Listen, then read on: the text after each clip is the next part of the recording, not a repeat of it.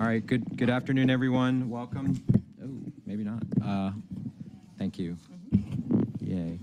Welcome to the Wednesday, July 10th, 2024 meeting of the Finance Executive Committee. I'm Alex Wan. I am Vice Chair of the committee. Councilmember Shook is not here today, so I will be driving the bus in his stead, joined by my colleague to my right, Councilmember Dustin Hillis, to my left, Councilmember Jason Winston, and to his left, Councilmember Byron Amos. With that, we constitute a quorum. The meeting is officially called to order. All right, first item is adoption of the agenda. I'll entertain a motion. A motion by Hillis, second by Winston. Let's open the vote to adopt the agenda, please. The vote is open.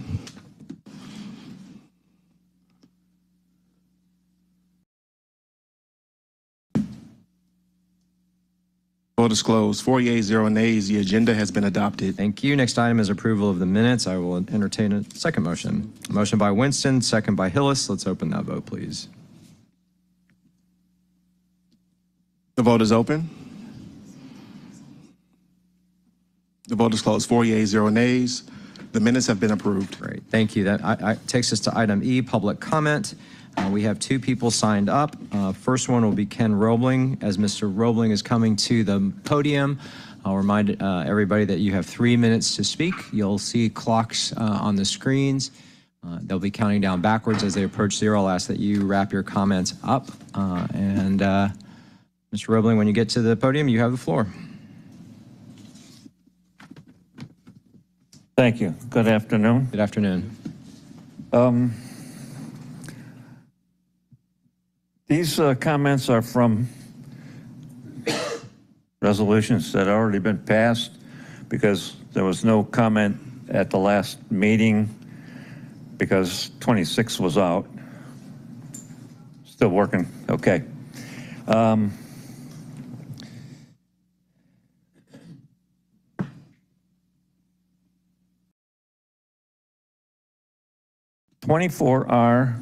3674. I already started talking about this the first time, as about a month ago, but then Councilmember Shook said that we're going to put it on hold and talk about it later.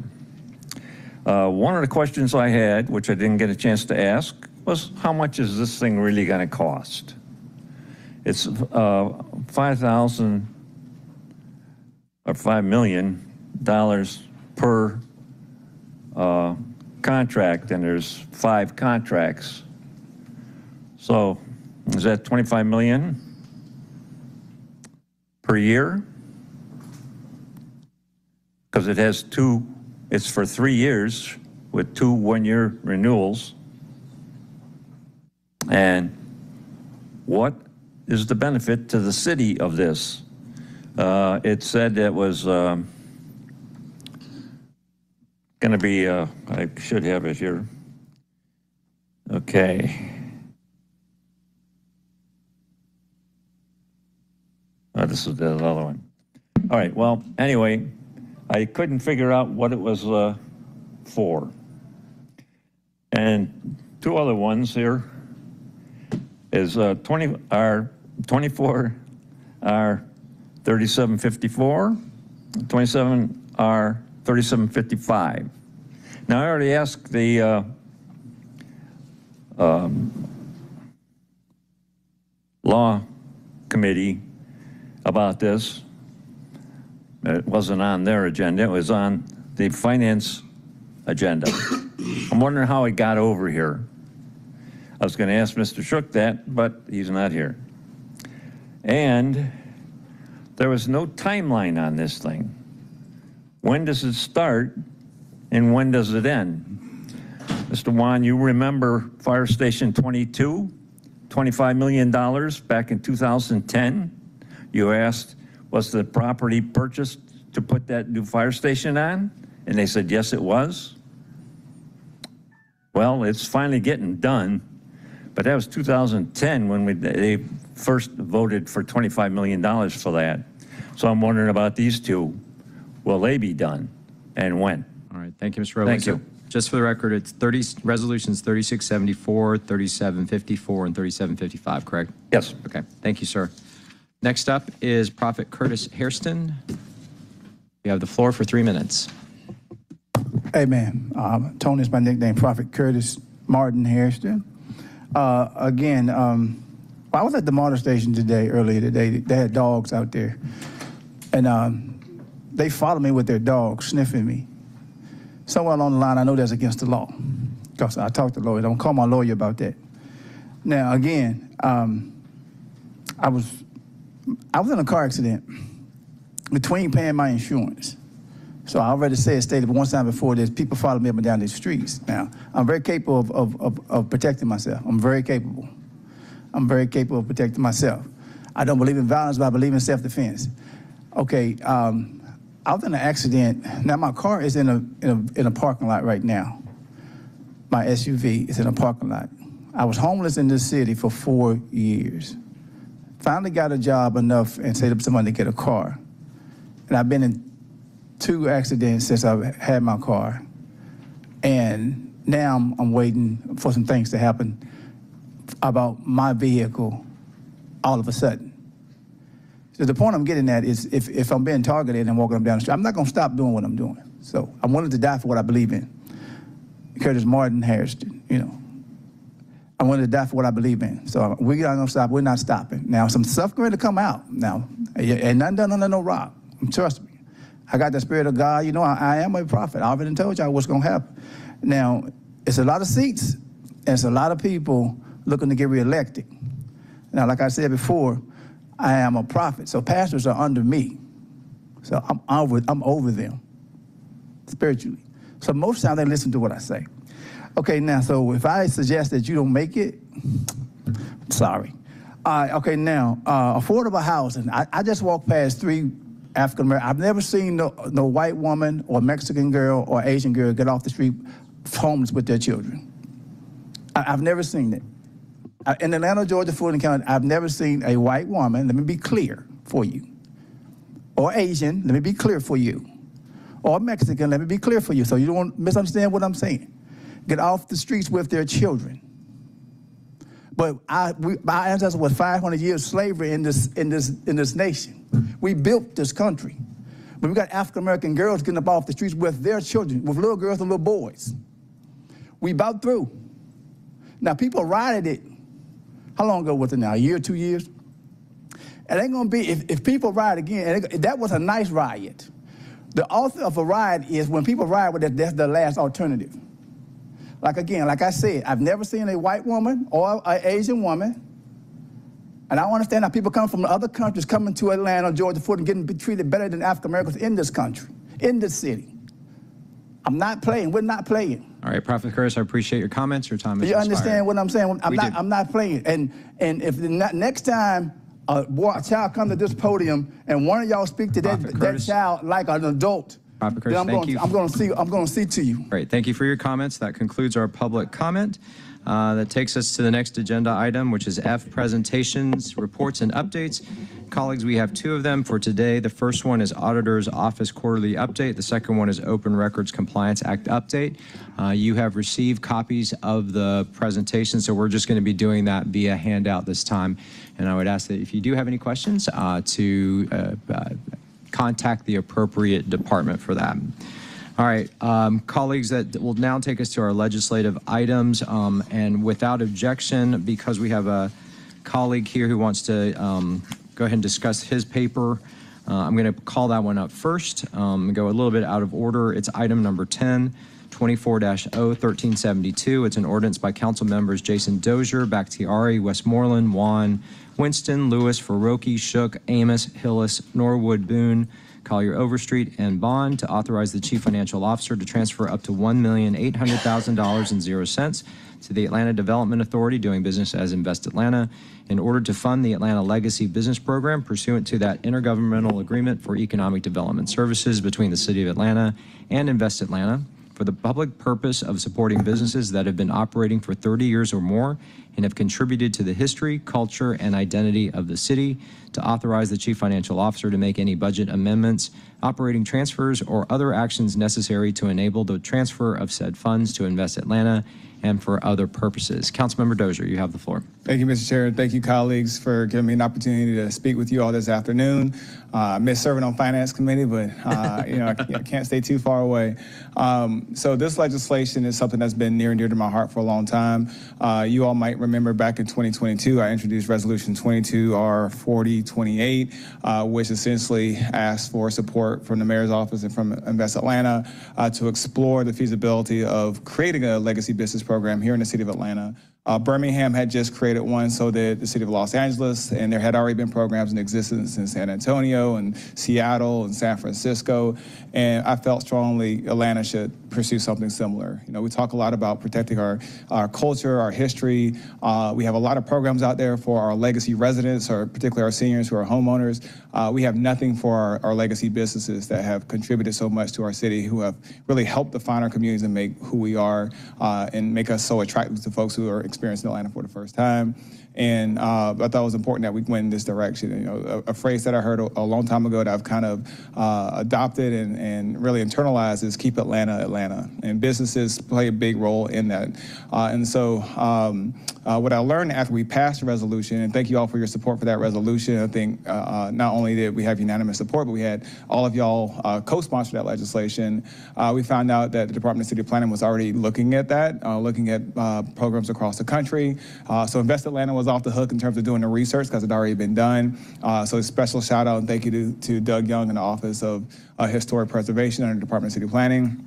And so over the last 6, 8, 9 months, I've been working with both Invest Atlanta, the Office of City Planning, or Department of City Planning, as well as the Mayor's Office to figure out what does that look like for the city of Atlanta. And one thing that came out of recommendations was this 30-year mark, and kind of, to put a time point on it, 30 years ago was right before the Olympics, so it kind of the old Atlanta versus the new Atlanta, as some folks like to say. And so this is the culmination of that. And so the legislation, this particular legislation calls on Invest Atlanta to implement the program. There's some grant-making components to this. So if you're a business 30 years or older, you would potentially be eligible for additional grants. I know many of our grant programs across the city that are implemented by Invest Atlanta can be oversubscribed. There's a lot more folks that are in need than there's money to give out. This creates a separate opportunity for these legacy businesses to be able to tap into that funding. There's also opportunities for technical support,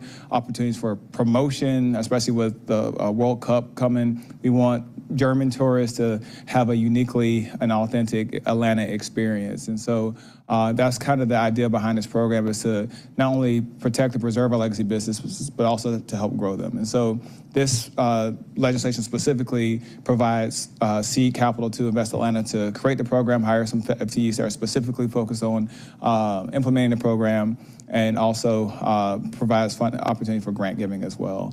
And so that's the gist of it. I'll give Dr. Clementich an opportunity if there's anything. Did that touch on all the big points? All right, I touched on all. And they're working on some additional criteria, because we love our Coca-Colas of the world, but they're a pretty big corporation. They don't necessarily need a $50,000 grant from Invest Atlanta. We also want to make sure that we're supporting businesses that are more brick and mortar and have a physical location. And so they're crossing the T's and dotting the I's on the criteria, and that'll come out in the next couple months as they work through that. But this allows them to get going on that direction. So, questions from my colleagues? I had just one, and it was along that line. So the governance process over in Invest Atlanta, we transfer the funds, but Invest Atlanta creates the program parameters. I'm assuming that the board at Invest Atlanta blesses that before implementation, correct? Okay, that's good. Just need another set of eyes before the money actually starts going out. Any other questions from my colleagues? Motion from Hillis, second by Winston. Let's open the vote, please. Mr. Vice Chair. Actually, if I may make a comment. Wait. Thank you. I just caught, yeah. So, colleagues, one additional point before I see the CFO over there, and that reminded me to say something. So we're still trying to lock in the specific account strings that this funding is going to come from. We do have a commitment from the administration to try to make sure that happens. However, recognizing that we have a pretty lengthy recess coming up, Rather than hold the legislation, my request to the body is to, if you're willing to approve it and support it, to do so on condition that we receive or identify those account strings before our August 5th meeting. So that will be roughly the equivalent of 2 cycles. That should give some time to figure that out. And so that would be my ask, is that y'all reconsider that motion. Councilmember Hillis, will you amend your motion? Yes, my motion is amended to move forward on condition with the request we receive the proper account strings. All right, so amended motion by Hillis, seconded by Winston. Let's open that vote. The vote is open.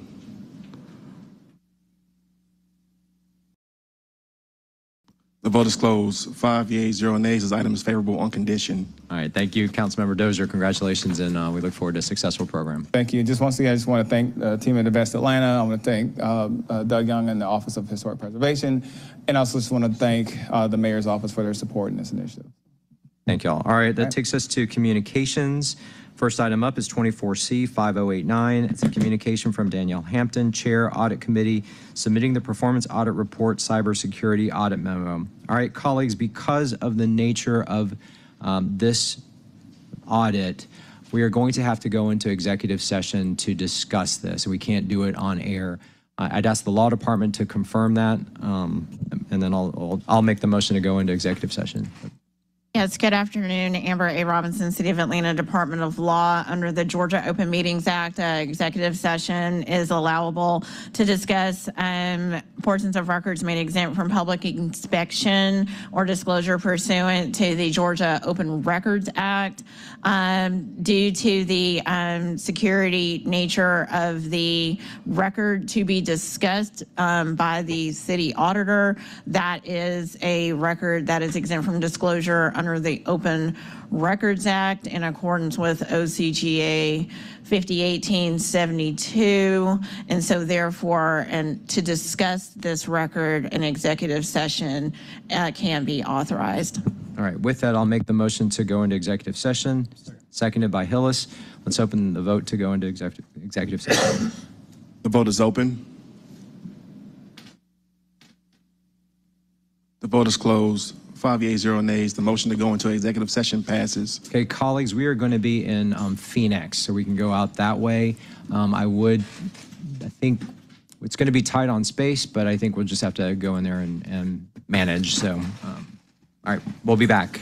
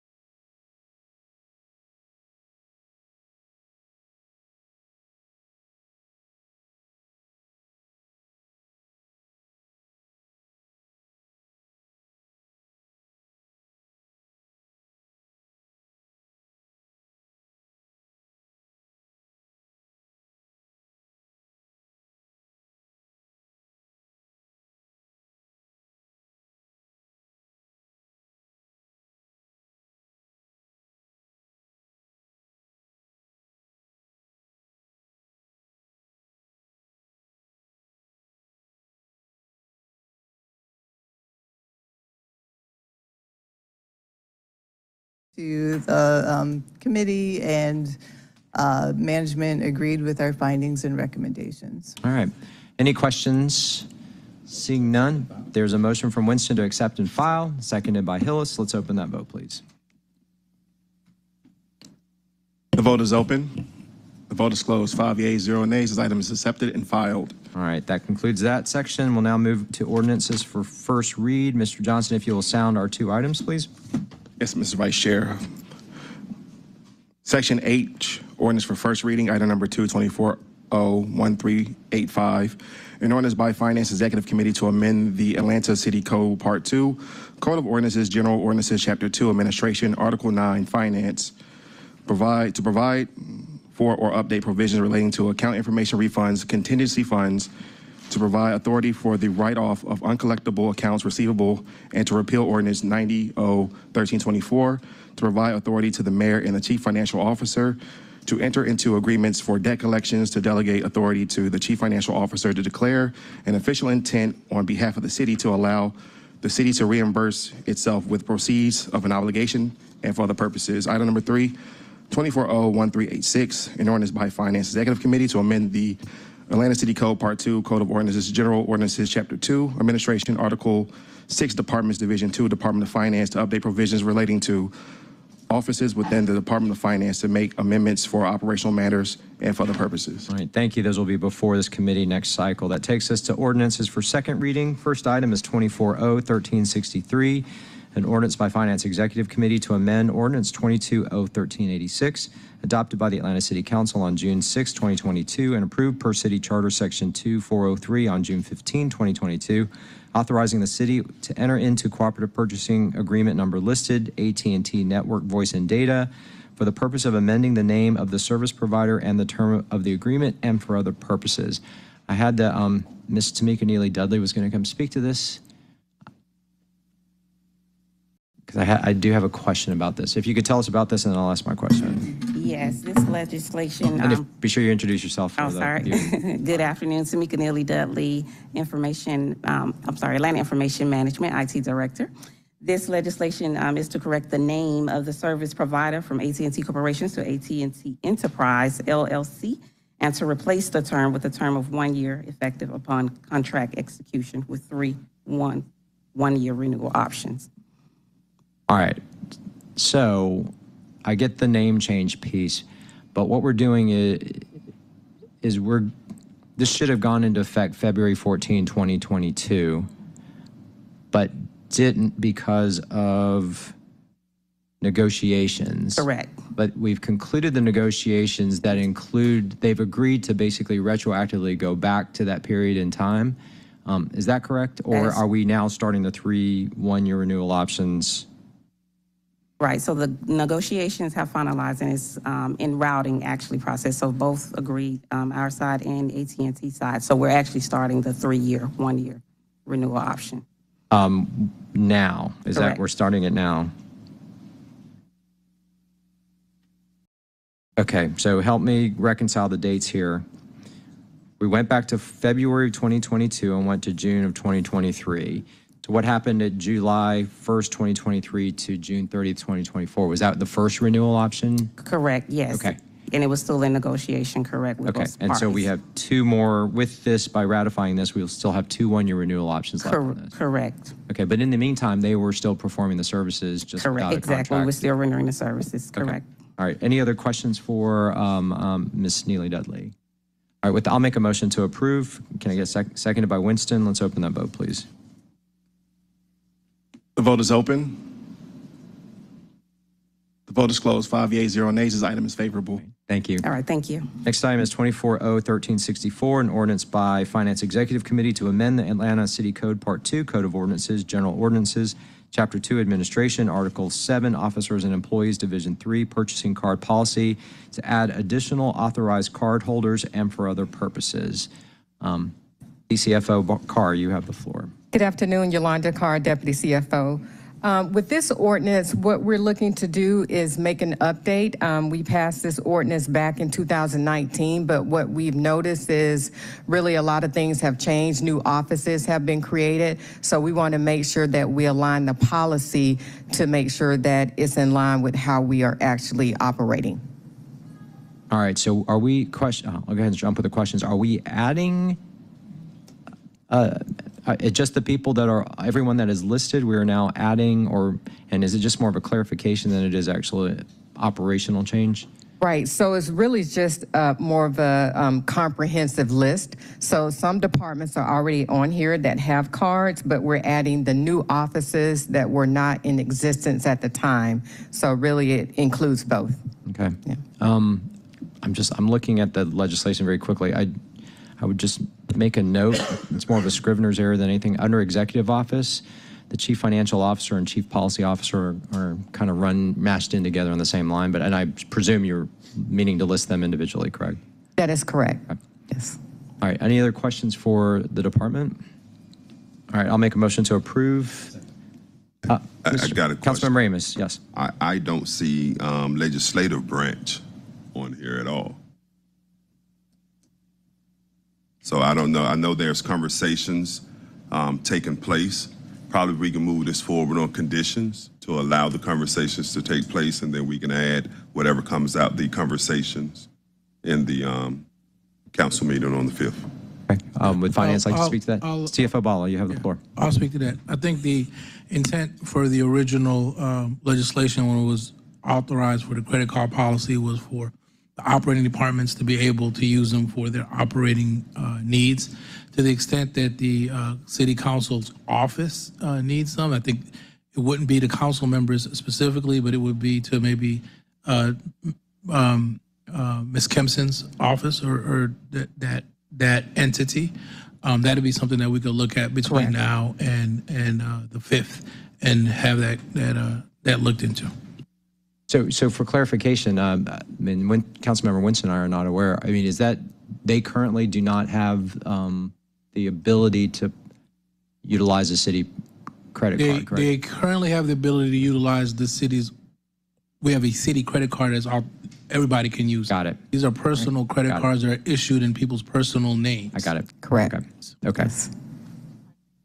All right. Yes, Councilmember. Ms. Robinson. Wow. Quite the promotion. So this particular policy does not apply. The whole purchasing card policy doesn't apply to the elected officials on the council side. This applies to the executive branch and the mayor's office and the people that report up there too. So you all are not subject to the policy that is being amended by this legislation. But if we were to move into a space where we deem someone, whoever that might be, someone's, that they should have a card, wouldn't we want them to also be subject to the city's policy around usage? Is that? Well, that would definitely be a policy decision of you all's, and there's certainly nothing that would prohibit you all from imposing essentially the same policy on your own employees and people who report to you. However, due to separation of powers issues, this particular chapter doesn't, our division doesn't, it's not imposing these requirements upon you all and your staff. So to accomplish what Councilmember Amos is exploring with finance, you're saying it would essentially need to be a different piece of legislation that created a new. I think you could do that administratively. I think you all have the ability to make your own decisions concerning, of course, in working with the Office of Council staff concerning use of credit cards by yourselves and your staffs. If anything, I think reading between the lines, what I'm saying is you all have more freedom. You're not as hardwired into the requirements as set forth in this particular code section. So your decisions concerning your use of purchasing cards are not subject to this division. Okay. Well, I would almost want them to be, but that's a policy conversation. So With that, though, it seems like at least the purpose of this paper can continue to move forward. You still want the condition on it so that it then kind of essentially drives some folks to have at least some exploratory conversations between now and the 5th. If those don't result in anything that's ready on the 5th, this continues to move forward. Yes, we can do that. Okay, Definitely. all right. Okay, so there's, did I make the motion? Okay, so I'm going to amend my motion to add that condition, and the condition is simply the continued exploration of the legislative branch potentially developing a policy by the 5th. And again, if it's not ready and it requires something else, this will just move forward at that point. So did you second it? Oh, you? Okay, all right. So it's been moved by Juan, seconded by Amos on condition, approval on condition. The vote is open. Vote is closed. 5 yeas, 0 nays. This item is favorable on condition. All right, thank you, Ms. Carr. Next item is 24-01365. We do have a substitute for this that does not change the caption, so I'll read that in. An ordinance, and then make the motion to bring it forward. Ordinance by Finance Executive Committee authorizing the mayor or his designee to execute all appropriate documents for the acquisition of certain fee simple and such other property interests necessary for the completion of the Proctor Creek wetlands at Hollowell on behalf of the Department of Watershed Management, authorizing negotiations with property owners for the acquisition of such property interests, authorizing title searches, appraisals, surveys, environmental studies, and any other items necessary for the acquisition of such property interest, authorizing the mayor and the city attorney to institute condemnation proceedings pursuant to the declarations of taking method, section number, OCGA section number listed, or other condemnation as may be appropriate pursuant to OCGA section listed at SEEK, waiving Article 10 of the Real Estate and Procurement Code of the Atlanta City Code. All contracted work and payments for property interest will be charged to and paid from the fund, department, organization, and account numbers listed herein and for other purposes. I'll make the motion to bring this substitute forward. Need a second. Seconded by Amos. Let's open that vote first. The vote is open. The vote is closed. 5 yeas, 0 nays. The substitute is brought before you. Substitute is before us, Mr. Mayor. Wait, hang on a second. We still need you. We just brought the substitute forward as a procedural. So now, if you will identify yourself and tell us. Good afternoon, Mr. Chair and council members. Alex Mohajer, Office of the Watershed Protection. The purpose for this request is to acquire the remaining property necessary for completion of Proctor Creek wetlands at Hollowell project, which is a floodplain mitigation and constructed wetland project identified in the U.S. Army Corps of Engineers Proctor Creek Aquatic Ecosystem Restoration Study, which was completed in 2018. The city executed a project partnership agreement with the U.S. Corps in 2022, authorizing the partners to implement the project identified in the study under a cost share agreement. The Proctor Creek wetlands at Hollowell is a stormwater management project located in a flood-prone site on Proctor Creek that will restore habitat, reduce pollutant loading, and provide flood storage. The city has previously purchased the majority of the parcels that comprise the site and must acquire additional parcels to construct the project. All properties to be acquired are unoccupied land. Previous legislation 20-0-1465 authorized acquisition of parcels identified in the study phase. Additional parcels were later identified during the design phase. These additional parcels are the subject of the requested legislation. Funding for the acquisition will come from the city's 35% cost share that's already been allocated. The project is in the Council District 3. All right. Any questions for the department? Mr. Amos. Yes. Just, is this the better known Valley of the Hawks or another piece of property? That's okay. The exact location, I'm not sure how they relate, but yeah. Okay, other questions for the department? All right, I'll make a motion to approve on substitute. Is there a second? Seconded by Winston. Any further discussion? Seeing none, let's open that vote, please. The vote is open.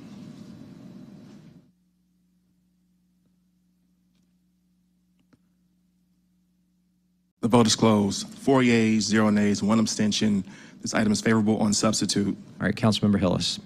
Thank you, Chairman Wan. Just to explain, my abstention has come to my knowledge that my wife, as an attorney, represents one, possibly two of the involved property owners. So, in all due caution, I abstain. Duly noted. All right, next item is 24-0-1368, an ordinance by Councilmember Andrea L. Boone authorizing the mayor to execute a contract with the City of Atlanta and Fulton County Recreation Authority, also known as the Authority, as consideration for the authorities agreeing to, 1, authorize the execution, delivery, and performance of an intergovernmental contract in respect of certain city-owned park improvements, 2, request the issuance by the authority of its revenue and refunding bonds, Park Improvement Project Series 2024, to refund all or a portion of certain of its outstanding City of Atlanta and Fulton County Recreation Authority Park Improvement Revenue Bonds, Series 2014A, and which financed and refinanced other recreational projects within the city, and to provide for the acquisition, construction, reconstruction, and equipping of certain recreational projects owned and operated by the city and for other related purposes. Mr. Knight, you have the floor. Good afternoon, Chairman Wan, members of the council. This is a transaction that I mentioned to you all during our recent briefings. This is the refinancing of some outstanding bonds that were sold 10 years ago on behalf of the Parks and Recreation.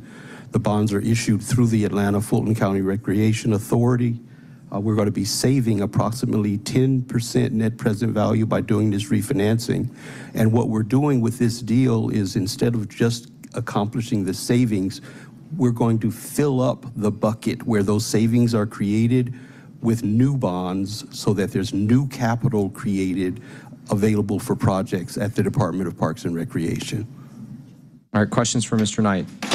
Mr. Winston. Thank you. Thank you, Mr. Knight. Are the savings, will they be realized in real time, or will they be over an amortized period of time? Thank you, Councilmember Winston. The savings will be realized over time, so it's about $30,000 a year over the next 18 years.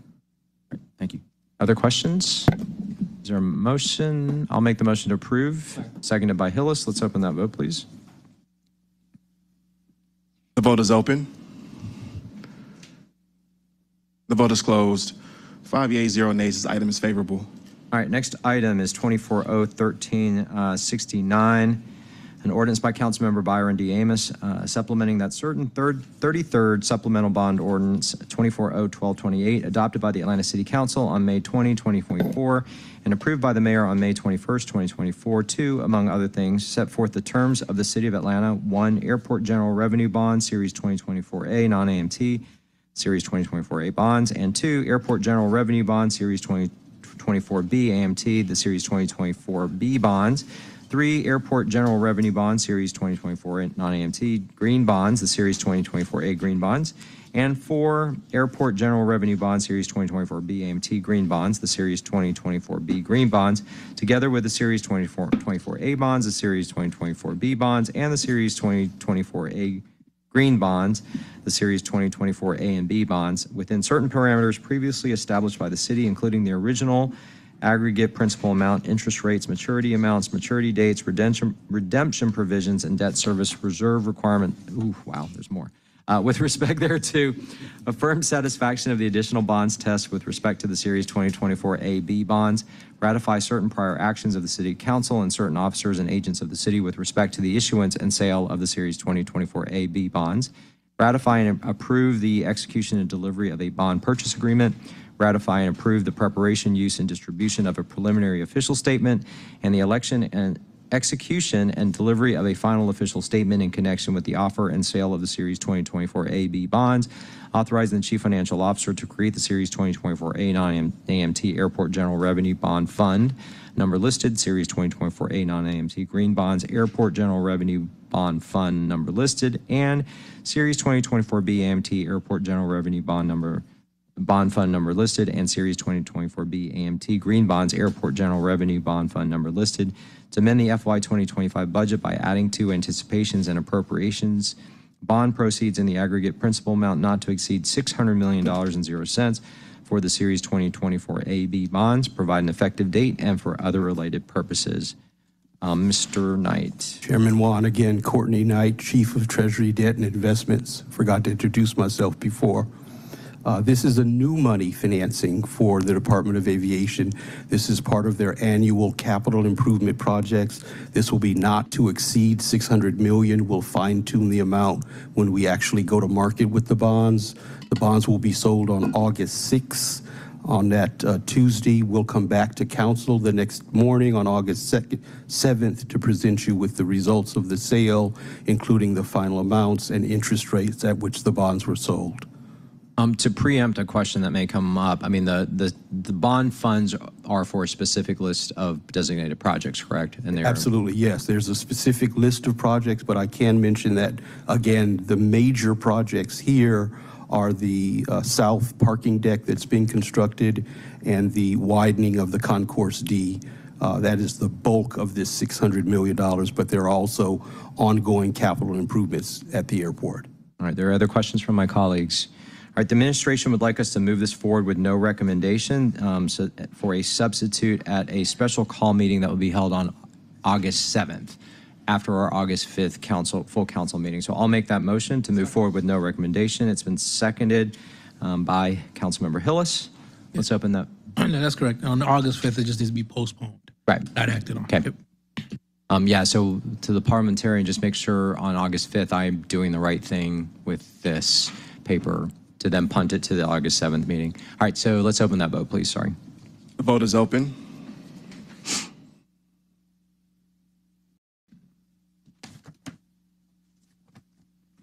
Will everyone please vote? The vote is closed. 5 yeas, 0 nays. This item is forwarded with no recommendation. Thank you. Thank you, Mr. Knight.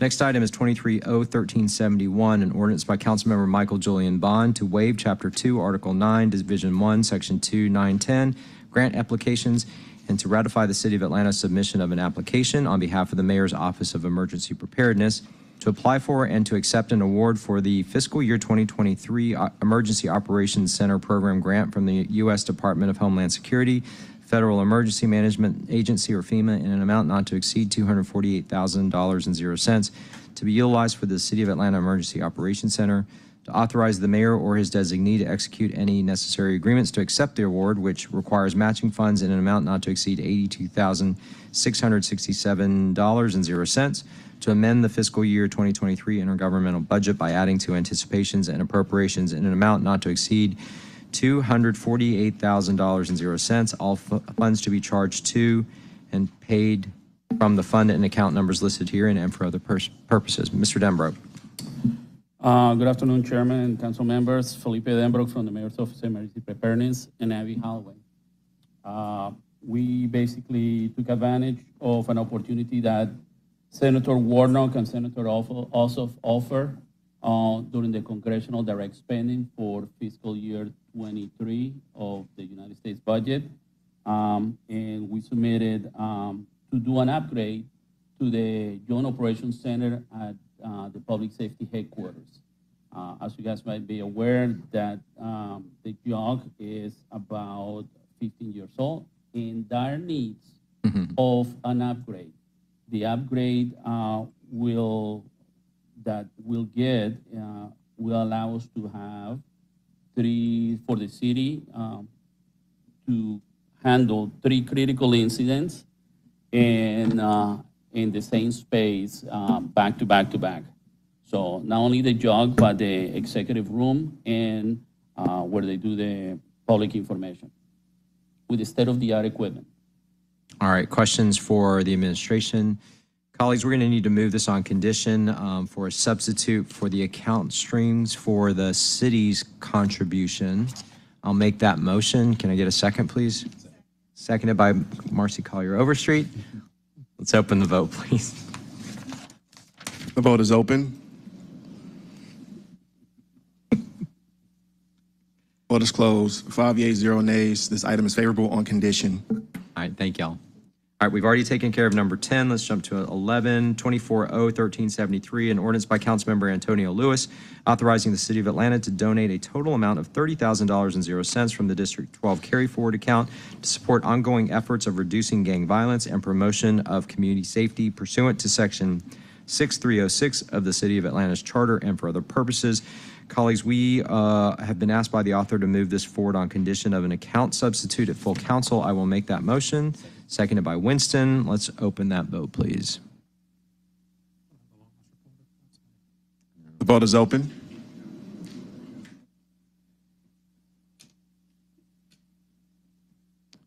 The vote is closed. 5 yeas, 0 nays. This item is favorable on condition.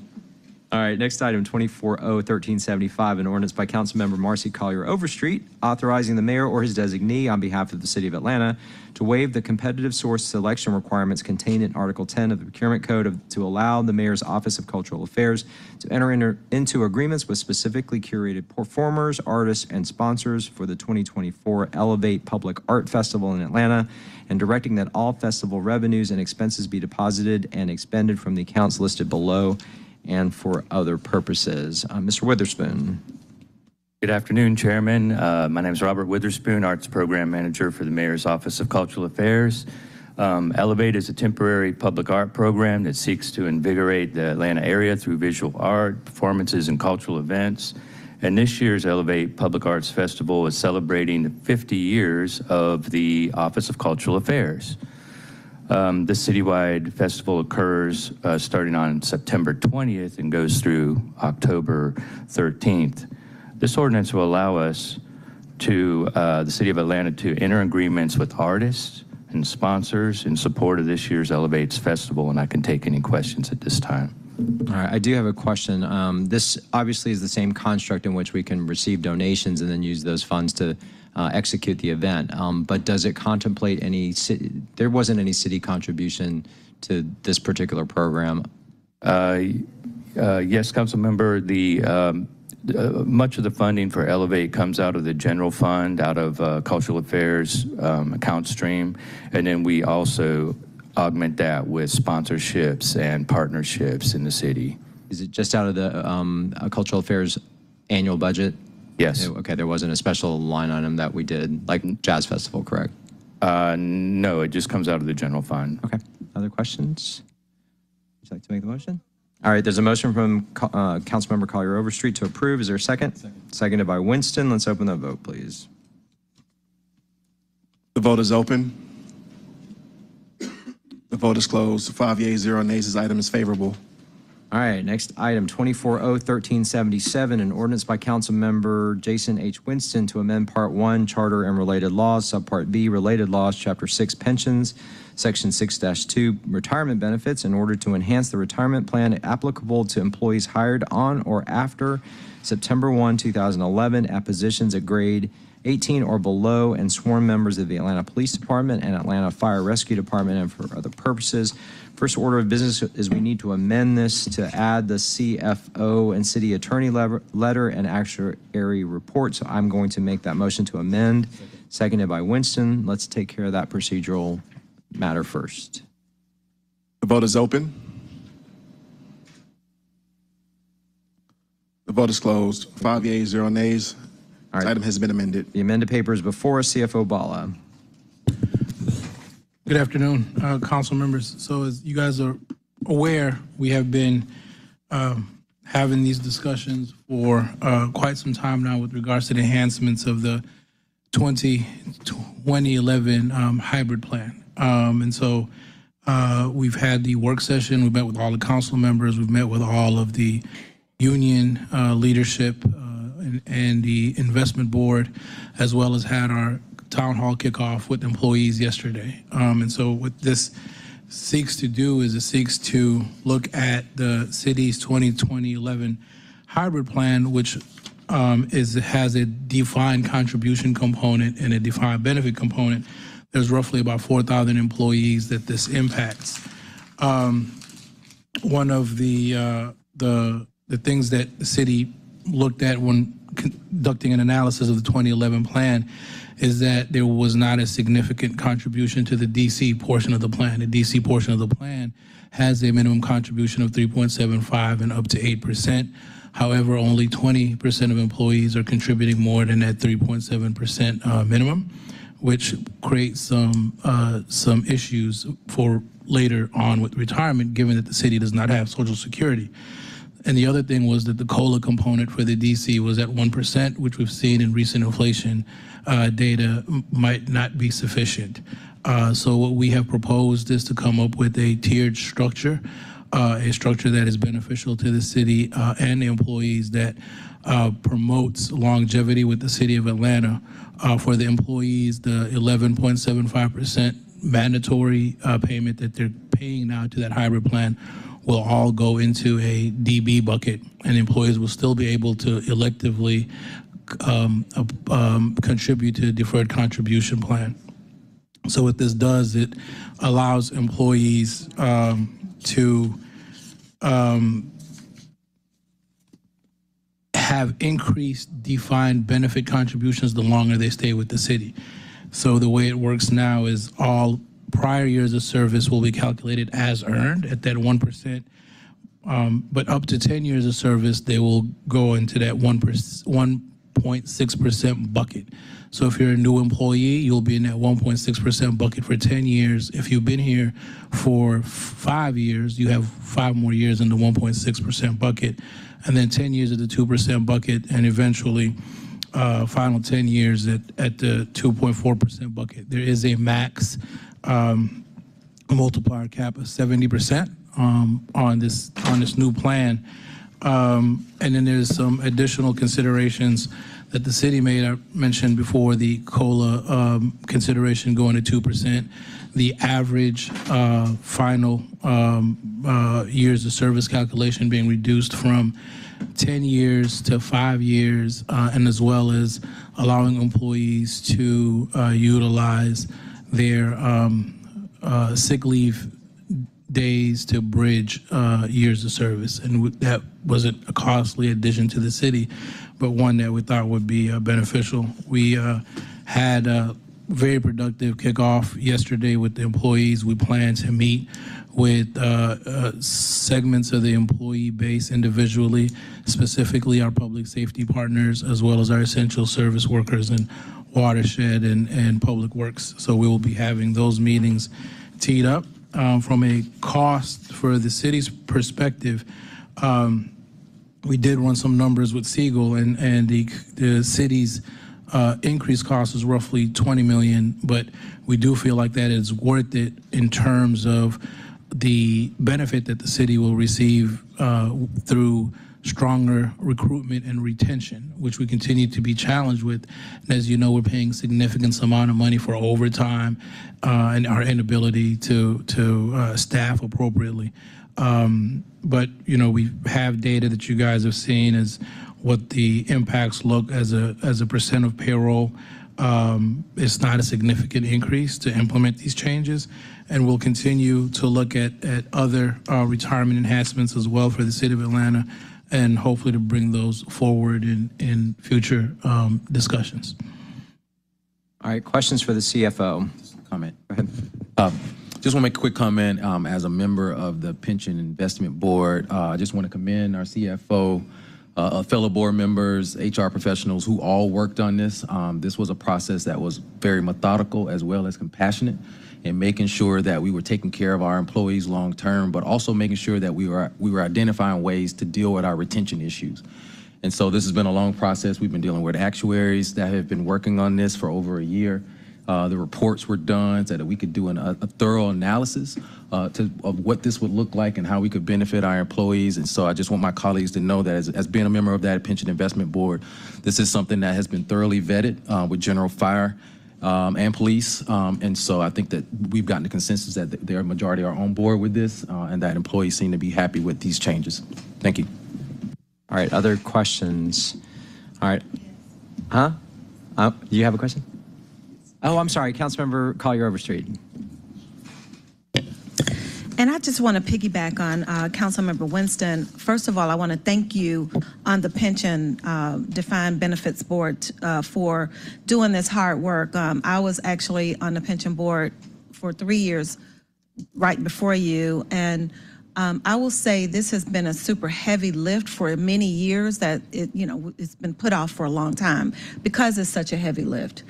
So I want to thank all of you, Finance Department, the pension board for actually getting this done, pulling it across the finish line, because your wording with the majority being on board, that's correct. And oftentimes the minority that's not on board with it, they're pretty loud, understandably, because no one is getting everything that they want in this. So you're going to have quite a few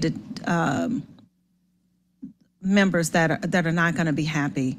But I do like where we landed. Again, like always, Finance Department took time to speak with each of us. So none of this is seen for the first time during this committee meeting. And we've had a chance to really dive into it and digest it. And so kudos to everyone that made sure that this was completed. This was no easy feat. So good job. All right, other comments or questions? I have a couple of questions, and I'll just preface this by, I have said this all along, I am still suffering from PTSD from 2011, when I was on council then, when we did all of the pension reform, and I just remember how difficult and painful that was. So I do appreciate the work that's gone in, but I also know that at that point, the big conversation was moving from a defined benefit to a defined contribution because of the financial stress it caused the city. So I'm working on that. I'm trying to get there, but just bear with me as I process through that. Couple questions process-wise. Employee education. You said he had a kickoff town hall yesterday, but even as we've seen with the vacation carry forward conversation, we've got to really amp up, particularly when it comes to people's retirement, the outreach that we're doing for employees. So what else is going to be done between now and August 5th? Yeah, so we have sent the town hall video that was recorded to all employees, along with the calculator and the benefit descriptions. We will have specific touch points at each of the locations where police, fire, watershed, aviation, public works, and then all rested general employees, to be able to have in-depth conversations with specific nuances to certain employees in their own retirement systems. SBA, our benefits provider, administrator, will be on site as well to catalog and talk to each employee in detail. And we've made them available. We've been fielding emails and phone calls, and we've been sending them their way, and they've been extremely responsive. So we've been thankful to that. I too, council member, worked on the 2011 plan when you were here. And I will say that we've had 13 years of data since that time to now, and we've really been more thoughtful about how benefit enhancements move. In 2005, the enhancements were done one fell swoop and retroactively without commensurate contributions from employees. We did not make that mistake again. And then the second thing that we've done is made it a tiered structure so that it incentivizes long-term growth. The final and third thing was we were asked to look at some OPEB adjustments and recommendations. There is a resolution that we're going to ask City Council later on in this meeting to look at, and that essentially just kind of level sets the early retirement options that are for employees to make them align with industry standards as well, and that will utilize some offsetting savings as well. Okay. Perfect segue into my question. So you mentioned the increased cost is $20 million, and that's $20 million annually, correct? Yeah, it's $20 million annually. Okay. The ARC will generally go up about $20 million, which if you look at it from a percent of payroll, covered payroll is roughly about 3 to 4%. So. All right. The other piece is you mentioned we've had 13 years of experience since 2011, and the good news is that at this point our unfunded, our pension liability funded positions is much stronger than it was at that point. Can you give just a ballpark range of what that level looks like? We are about 75% funded. We were higher actually the fiscal year before due to how well the market performed. The most recent funding data is based on the June 30th, 2023. So now we have June 30th, 2024, we're market strong. So we're looking forward to seeing where our funded percentage lands. But we are in a much better place than we were back then. Will we have that by August 5th? I don't think so. Ms. Carr, is she back there? I don't, yeah, the actuaries are still working through it. So it's more than just the market data. It's also the census data behind it. Okay. But no, that I think helps in terms of just conveying to the public kind of the difference of where we were 13 years ago versus now as well. And then finally, I have a note here that the pension boards, I think we're still awaiting letters from them.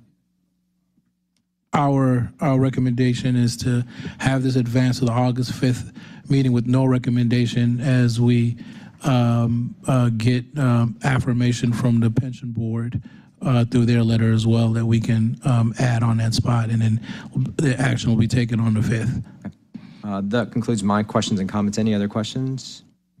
Is there a motion? Second. Motion from Winston, seconded by Hillis. And this is to move it forward with no recommendation on condition of receipt of the pension board letters. And I also want to just take time to really thank the legal team and the law department, specifically our colleague, Amber. Councilmember Robinson. And Kristen, who worked so hard throughout this entire process. Weekly calls with them, as well as our Deputy CFO, Yolanda Carr, who's worked diligently on getting us here. They have really been the backbone to making sure that we dotted all I's, crossed all T's, and made sure all the other letters were well put on paper too. Okay. There's no further discussion. Let's open that vote, please. The vote is open.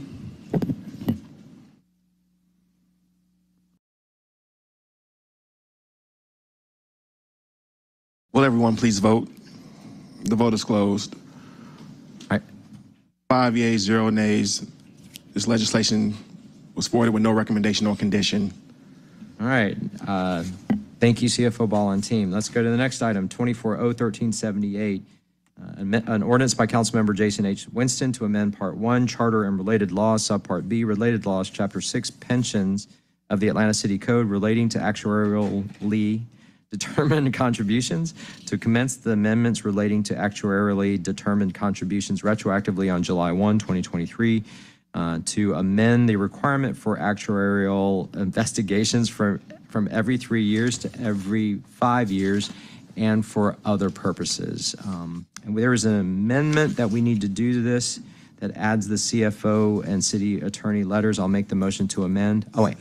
And seconded by Winston. Let's open that procedural vote, please.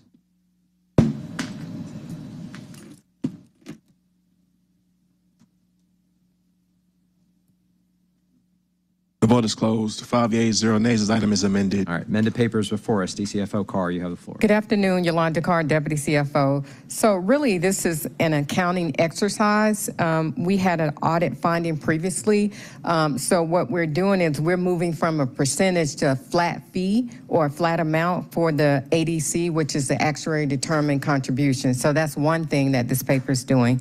The second thing is, as far as with the study, the experience study for actuary, we're moving from 3 to 5 years. And so with the study, as far as with the actuaries, they look at assumptions, census data, economic changes, and things of that sort. All right, questions. So colleagues, we're going to need to move this forward with no recommendation because we also are going to be waiting pension board letters on this.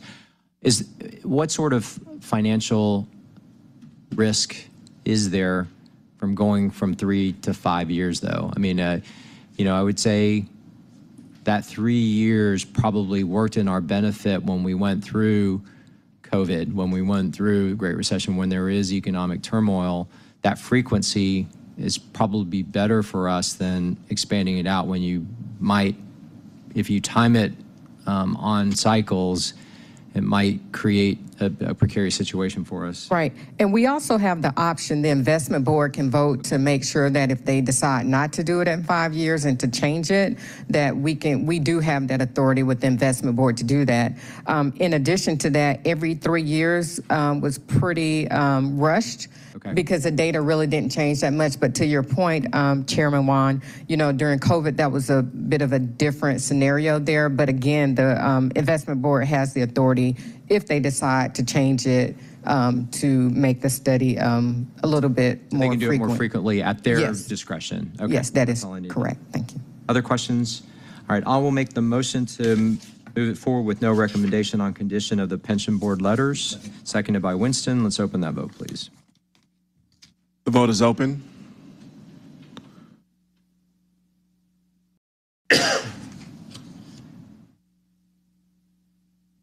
Will everyone please vote? The vote is closed. 5 yeas, 0 nays. This item is forwarded with no recommendation on condition. All right, next items, without objection, colleagues, I'm going to take 15, 16, 17, and 18 together, as Councilman Westmoreland has had his carry forward replenished.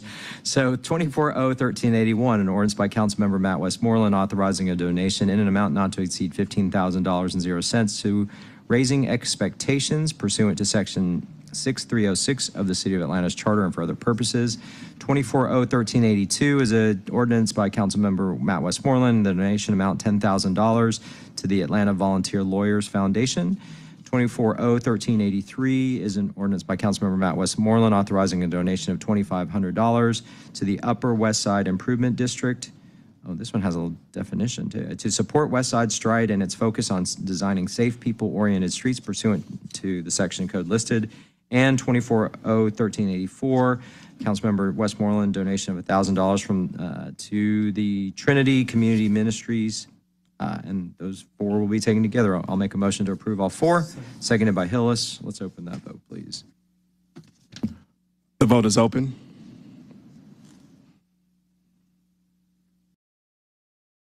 The vote is closed. 5 yeas, 0 nays. These items are found favorable. All right, takes us to resolutions. First one up, 24-R-3767, a resolution by council members Howard Shook and Alex Wan, authorizing the mayor or his designee on behalf of the city of Atlanta to update the eligibility for retiree insurance benefits effective January 1, 2025, and for other purposes. CFO Bala.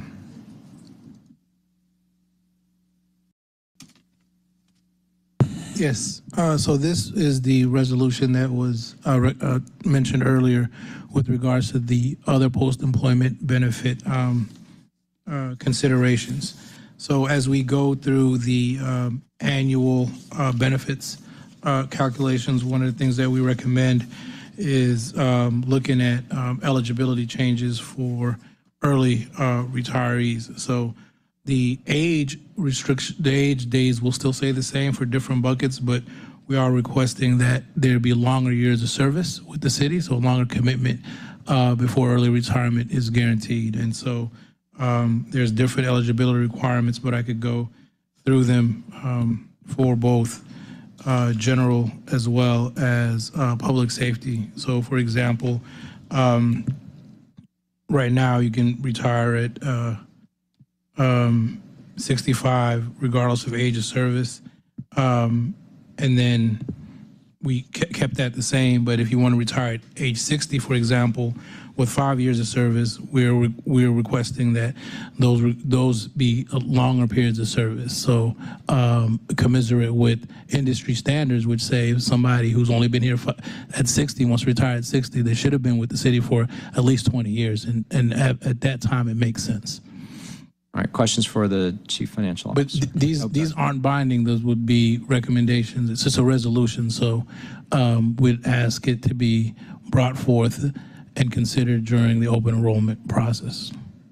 Okay, and then the actual action, though, would be a separate piece of legislation. It once or do y'all just get to do it? No, we just get to do it. Okay. Yes. All right. Are there any discussions, comments, or questions on this? All right. There's a motion from Hillis to approve, seconded by Winston. Let's open that vote, please. The vote is open.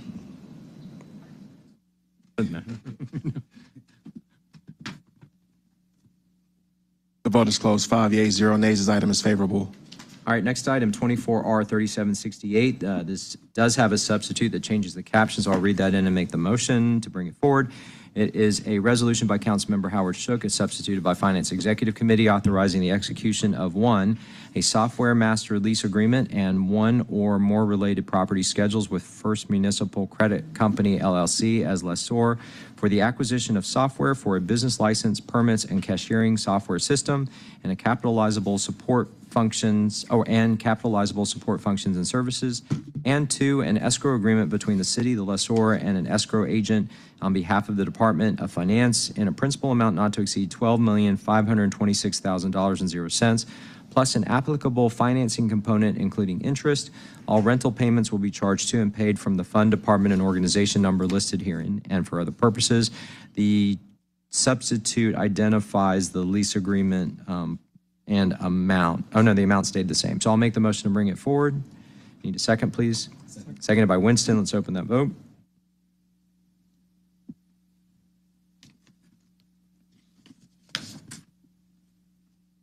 The vote is closed. 5 yeas, 0 nays. The substitute is brought before you. And I should also say that the substitute attached the Exhibit A lease agreement. All right, Mr. Knight, you have the floor.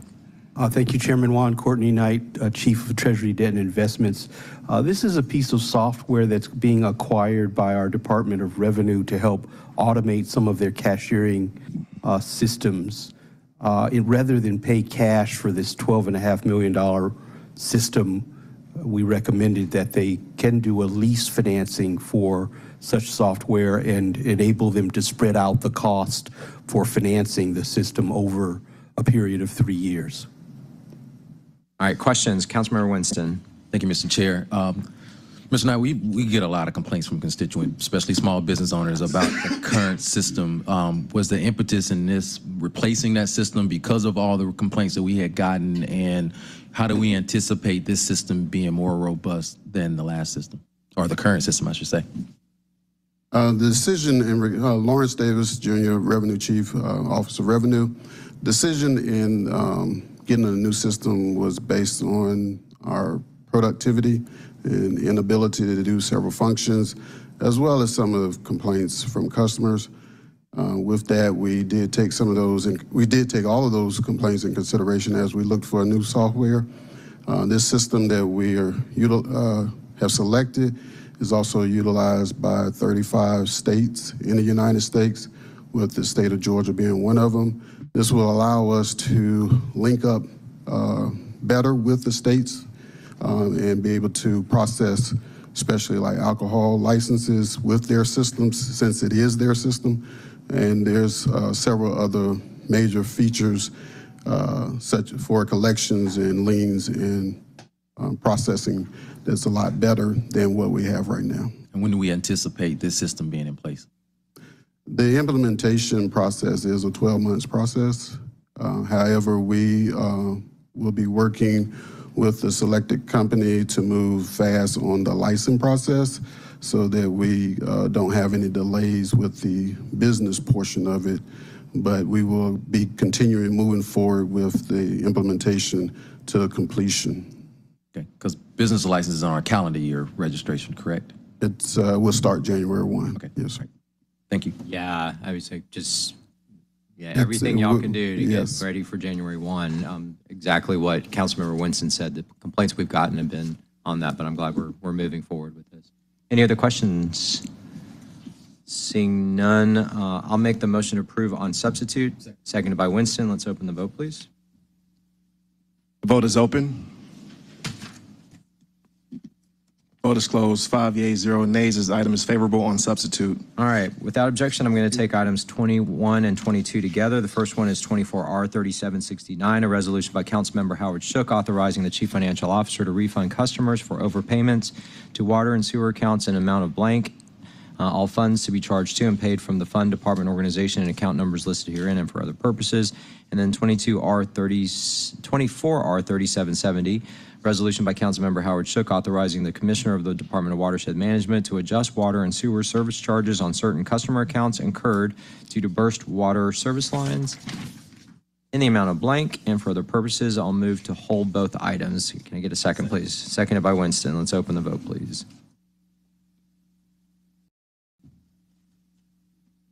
Vote is open. The vote is closed. 5 yeas, 0 nays. These items are held in committee.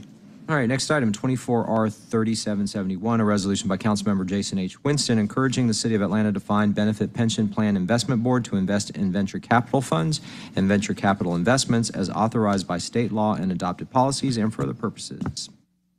Yeah, so Hamid Bala, CFO, this was a recommendation that was brought forth through the investment board as well. The state law already gives the city authority to a certain extent to look at venture opportunities. This is a growing sector in the city of Atlanta as Atlanta continues to be a tech hub and an innovation hub, especially around fintech. So to the extent that there's some opportunities for the pension fund to consider looking at some of those venture funds that uniquely benefit the city of Atlanta and the region, that we want to encourage them and support them in those efforts. I'd like to make the motion, but would also just give the CFO an opportunity. I know the state just implemented guidelines around ESG funding, which also affects our defined pension investments. So I just wanted to know if you could also use this opportunity to just talk about how we may pivot from those as we look for new investment opportunities. Yes. So one of the things, I mean, most recently you've seen in the state that there were some restrictions and limitations that have been put around ESG goals. One of the things that I want to highlight and make clear is from the pension board's perspective, we are returns oriented, but we also do look at the holistic pictures, and those holistic pictures are ones that benefit the city, the employees and the retirees of the city of Atlanta. So these are opportunities within venture capital as well as other alternative investments for the board for us to think about what makes sense from an investment standpoint. We just want to be thoughtful, considerate, and looking at all of the information and the data in front of us to make the best decisions on behalf of the city as a whole. All right, there's a motion from Winston. I'll second it. Let's open that vote, please. Vote is open.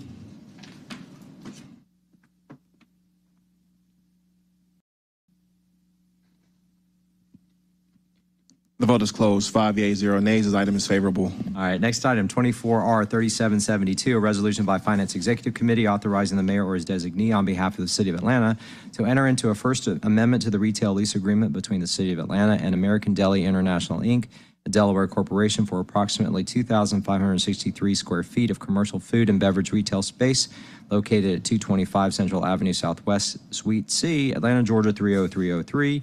To extend the lease term for 2 additional 5-year renewal options expiring on June 28, 2029, to amend the rental payments effective at the time a renewal option is exercised in an amount equal to the then current market rental rate with an annual escalation of 2.5% commencing on the anniversary of the first 5-year renewal option and for other purposes. Anyone have any questions on this?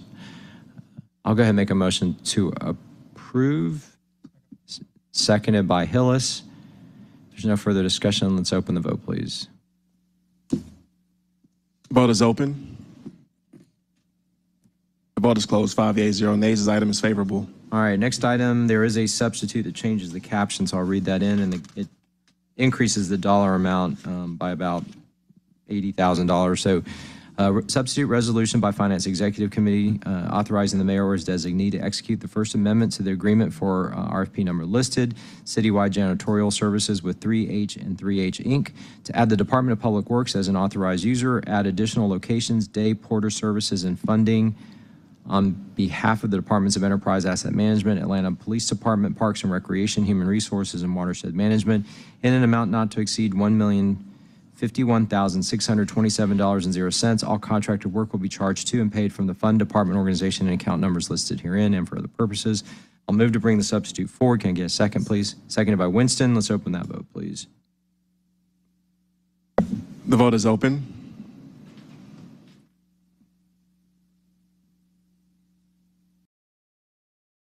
The vote is closed. 5 yeas, 0 nays. The substitute is brought before you. Mr. Davis, no, we just brought the substitute forward. Can you tell us about this? And then I do have a question. In lieu of Chris. And for the public, identify yourself. Yeah. Yes, I'm Maurice Jackson. Oh, sorry. The Director of Technical Service for the Department of Enterprise Asset Management. The purpose of this substitution is to change the dollar amount of $976,527 to $1,051,627, which will add additional sites for the Department of Public Works, and it'll be their solid waste facilities. That'll be 315 Chester Avenue, 120 North Avenue, and 128 Clare Drive. Also, in addition to that, we wanted to add one Dean facility, which would be West End Performing Arts Center.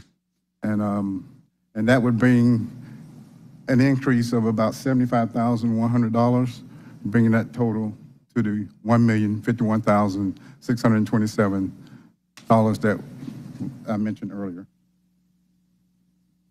All right, Ms. Robinson. So my question is going to be around the conversations you and I have been having around amendments and whether or not we should be waiving the procurement code on this. We're not only adding locations, we're also adding services. And we're adding an amount that is about 50% of what the original contract was for. Given that combination of facts, I wonder if we do need to acknowledge that we're waiving the code.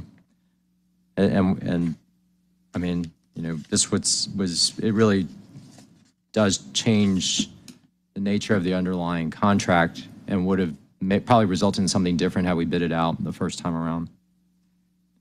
Good afternoon, Amber A. Robinson, City of Atlanta, Department of Law. I think the question, as you have articulated it, and the operable question is whether or not the scope of work as originally bid has been altered here.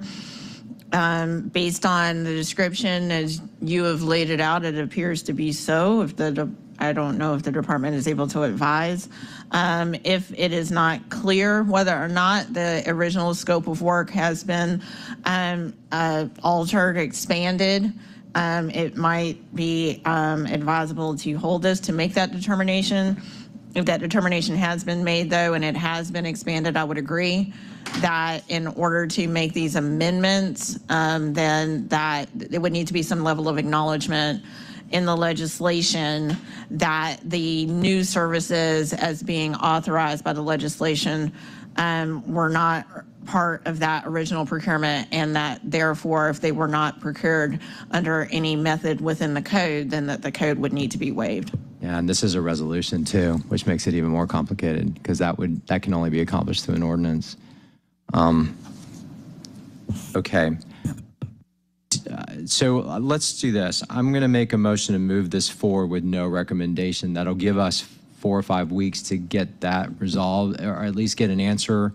And then if we can take the appropriate action it gives us the option to take the appropriate action at the August 5th full council meeting. So I'll make that motion. Can I get a second, please? All right, seconded by Winston. Okay, any further discussion on that? All right, with that, let's open the vote, please. The vote is open.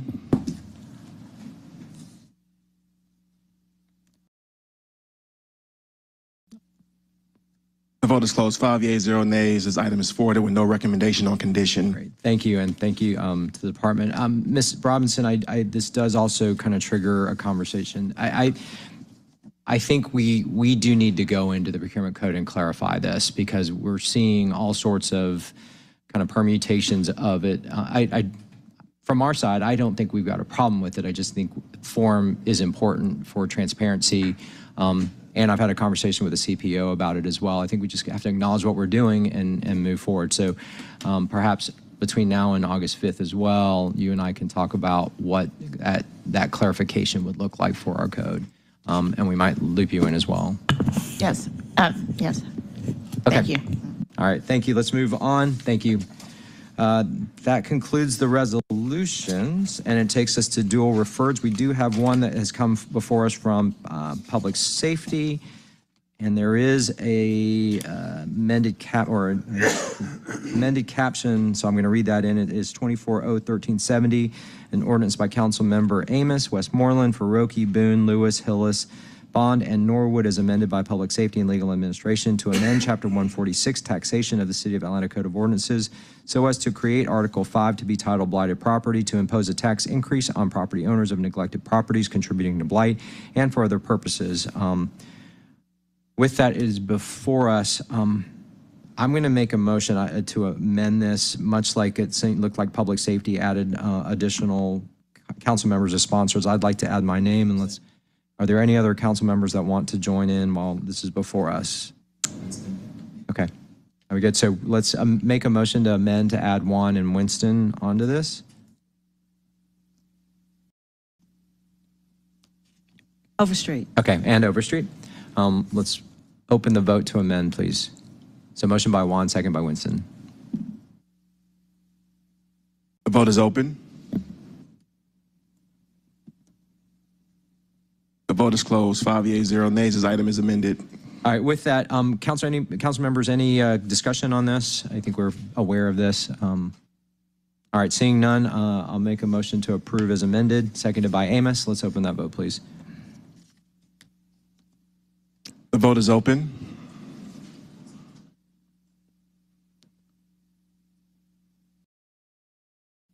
The vote is closed. 5 yeas, 0 nays.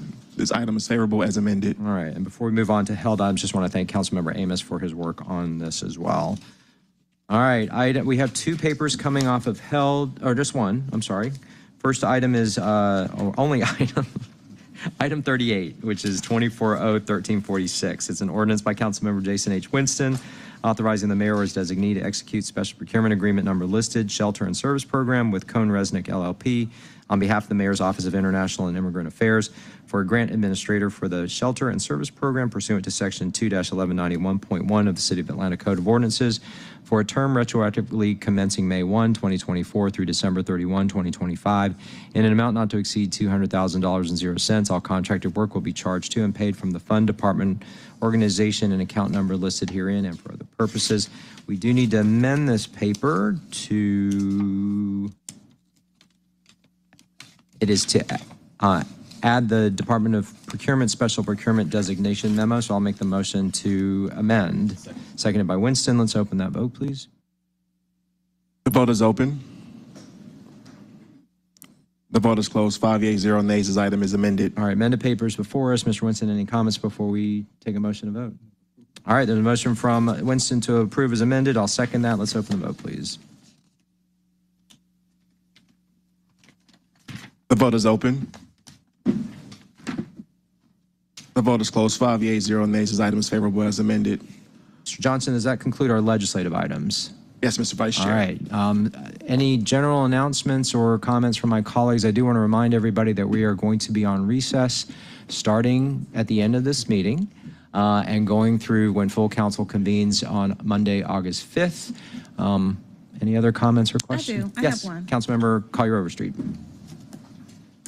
I want to give a congratulations to the Sisters of Alpha Kappa Alpha Sorority Incorporated. We are celebrating our 71st Boulay, and it has really been wonderful. I spent time this weekend in Dallas celebrating, and I just want them to know that I'm very proud of the work that we're doing. Was it fabulous? Oh, that's what you were saying. Yes, that's what I was saying. Fabulous. Got it. Yes, but shout out to Alpha Kappa Alpha Sorority Incorporated for such a good job. All right, any other announcements? That was a great way to end this meeting. So, all right, with that, we stand adjourned. Thank y'all.